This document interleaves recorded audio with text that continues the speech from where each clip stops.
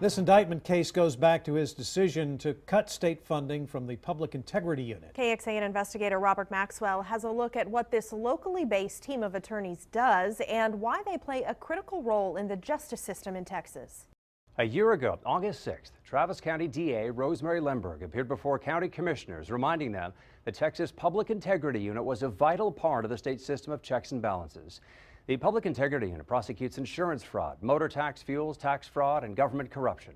In 2013, that meant 425 cases. And it's no mistake it's housed at the Travis County DA's office in the capital of Texas, where some element of these types of crimes can take place. Since 1982, under former DA Ronnie Earl's watch, the Public Integrity Unit had been state funded under a reimbursement scheme to Travis County.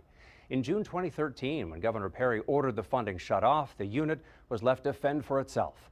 During the funding crisis, county leaders agreed to fund a pared-down version of the unit to handle Travis County cases.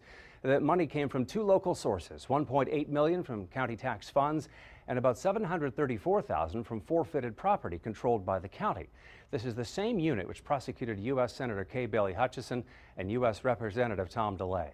The impact of the governor's funding veto meant the unit saw staff cut by a third from 34 to 24, sent back insurance tax fraud cases to referring agencies, and no longer heard statewide cases. Governor Perry's veto explanation was, quote, the person charged with ultimate responsibility of that unit, he said at the time, has lost the public's confidence. Last summer, before commissioners, DA Lemberg made it clear who she answered to, saying this, quote, that is not Rick Perry's job to fire me or to relieve me. And she added at the time, he did not elect me. Travis County voters elected me, she said, and I answered to them.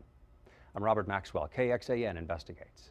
The Public Integrity Unit has been a target for some Republicans here in Texas for several years now.